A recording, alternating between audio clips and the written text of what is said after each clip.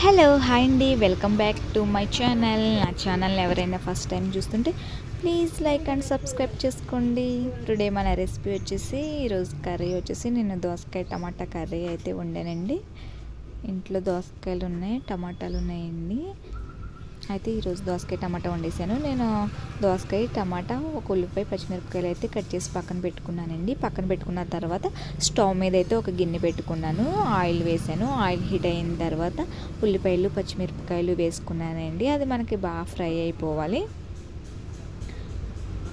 బాగా ఫ్రై అయిపోయిన తర్వాత మనం అందులో కొంచెం పసుపు వేసుకోవాలండి. ఇప్పుడు పసుపు వేసేసుకున్నాం. పసుపు వేసుకున్న తర్వాత వచ్చేసి మళ్ళీ కొంచెం ఫ్రై చేసుకోవాలి. మనం ఇప్పుడు దోసకాయ టమాటాలు కట్ చేసుకున్నాం కదండి, అవి వేసుకోవచ్చు. దోసకాయలు మగ్గవు అనుకుంటే ఫస్ట్ వేసుకొని కొంచెం మగ్గిన తర్వాత టమాటాలు వేయండి. అయితే నేను రెండు కలిపి వేసాను. దోసకాయలు చిన్న చిన్న ముక్కలుగానే కట్ చేసుకున్నాను. ఇప్పుడైతే మనకి దోసకాయలు టమాటాలు అయితే ఇగో మగ్గిపోయినాయండి. నెక్స్ట్ వచ్చేసి సాల్ట్ వేసుకోవాలి.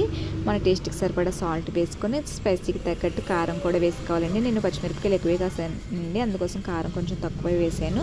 ఇదిగోండి దోసకాయ కర్రీ అయితే రెడీ అయిపోయింది. వాటర్ ఏమీ వేయక్కర్లేదండి, ఆయిల్కే బాగా మగ్గిపోయింది కర్రీ అయితే.